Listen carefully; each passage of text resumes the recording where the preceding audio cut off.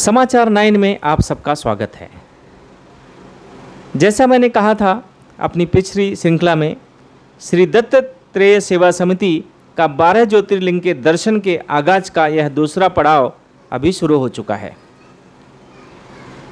जैसा हमने आपसे पहले भी कहा था कि हम अपने देश की विरासत और धरोहर को दिखाने का समाचार 9 ने जो बीड़ा लिया था, उस प्रक्रिया में हम अब चल पड़े हैं। आज हम मुंबई के छत्रपति शिवाजी टर्मिनल मुंबई से शुरू होकर संभाजी नगर जाने वाली ट्रेन में देवनागरी एक्सप्रेस में बैठेंगे और उसके बाद यहाँ से जो भी यात्रा शुरू हो रही है, जैसे ही हम संभाजी नगर, जो पहले औरंगाबाद के नाम से जाना जाता था, उसकी पूरी जानकारी हम आपको देते रहेंगे। आइए हम इस समय छत्रपति शिवाजी टर्मिनस जो प्रोग्राम की शुरुआत हो चुकी है, इस समय आरती का ये प्रोग्राम चल रहा है।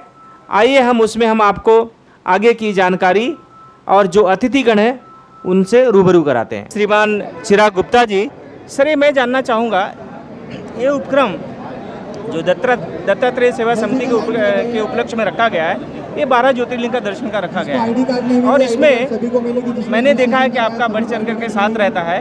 किन जो धार्मिक यात्रा में जो जा रहे हैं उनके बारे में कुछ आपके विचार जानना चाहेंगे। देखें, जहाँ तक साथ देने की बात है ना, तो साथ तो वर्षों से है। तन अर्पित मन समर्पित, चाहता हूँ देश की धरती तुझे कुछ और भी दूँ, है ना। उस तरह से भाव लेके प्रभु राम के हम जोगी हैं, राम के चरणों में ही काम करते हुए, जीवन को समर्पित करते हुए जी रहे हैं। व्यापार करते हैं वो अलग विषय है ना। जीवन यापन के लिए, रोजी रोटी के लिए जो काम करते हैं वो अलग विषय है। मगर हमारा जो प्रमुख ध्येय है वो हिंदू राष्ट्र की स्थापना है और हिंदू राष्ट्र की स्थापना के लिए हर कोई, जैसे छोटी छोटी ईंटों को जोड़ के मकान का निर्माण हो जाता है, वैसे ही अपनी छोटी छोटी आहुतियों का हम सृजन करके इस हिंदू राष्ट्र का निर्माण करें। देखें, आप समझते हैं ना, उनके 50 से 60 देश हैं, क्रिश्चियनों के 90 से ज़्यादा देश हैं, हमारा एक देश भी नहीं है ना। तो महायज्ञ तो हिंदू राष्ट्र है। तो ये आस्था और ये विश्वास जो इन्होंने जताया है हिंदू राष्ट्र के बारे में, हमारे बीच में कुछ ऐसे भी लोग मौजूद हैं जिससे हम जानना चाहेंगे। तो जहाँ धर्म शुरू होता है, वहाँ धर्म से संबंधित और धर्म की राह पर चलने वाले ऐसे लोगों का उसमें कुछ न कुछ योगदान रहता है। आइए हम जानना चाहते हैं सिद्धिविनायक के ट्रस्टी ऐसे सुनील गिरी जी जो यहाँ पर मौजूद हैं, हम उनसे भी जानना चाहेंगे इस यात्रा के विषय में वो क्या कहना चाहेंगे। मैं ये अद्भुत आयोजन जो श्री दत्तात्रेय समिति के माध्यम से किया गया है, मैं दिल से धन्यवाद देता हूँ पूरी टीम, भैया दुबे भैया और पूरी सारी टीम को और समिति को, जो हर साल इस तरीके के अनोखे कार्यक्रम का आयोजन करते हैं। मुझसे अगर आप व्यक्तिगत तौर पे पूछेंगे तो इससे ज़्यादा पुण्य का काम जीवन में और कोई नहीं है। हम खुद दर्शन जाने के लिए लोग समय नहीं निकाल पाते, भैया और ये समिति इतने लोगों का दर्शन करवाती है और ये धर्म से जुड़ा विषय है, हमारे दिल से जुड़ा विषय है। मैं गणपति बप्पा के चरणों में प्रार्थना करता हूँ कि इन सब की यात्रा मंगलमय हो। ये महादेव के दर्शन के लिए जा रहे हैं, 12 में से एक ज्योतिर्लिंग है और मैं महादेव से प्रार्थना करूंगा कि हम सबको वो ताकत दें, शक्ति दें कि इस तरीके के कार्यक्रम का आयोजन हम हर मोहल्ले में कर पाएं और देश को इस भगवे से रंग दें। तो जैसे कहा जाता है कि हिंदू धर्म के अनुसार कोई भी काम श्री गणेश के नाम से शुरू होता है, गणेश भगवान के नाम से शुरू होता है। ऐसे सिद्धिविनायक के ट्रस्टी श्री सुनील गिरी जी ने जो ये लोगों को जो शुभेच्छा दी है, उसी के साथ साथ हम आज हमारे बीच में सुरेश जी मौजूद हैं, सुरेश मिश्रा जी, धार्मिक आध्यात्मिक सेल से जुड़े हुए हैं। हम उनसे जानना चाहेंगे कि आप इस प्रक्रिया को लेकर क्या बोलना चाहेंगे। नहीं, दत्तात्रेय सेवा समिति का बहुत ही सराहनीय कार्य है। नवंबर में भी इनकी एक यात्रा गई थी काशी विश्वनाथ, अयोध्या धाम, विंध्याचल में, और इनका ये अथक प्रयास भी, इनका संकल्प भी है कि सभी लोगों को चारों धाम 12 ज्योतिर्लिंग कराएं।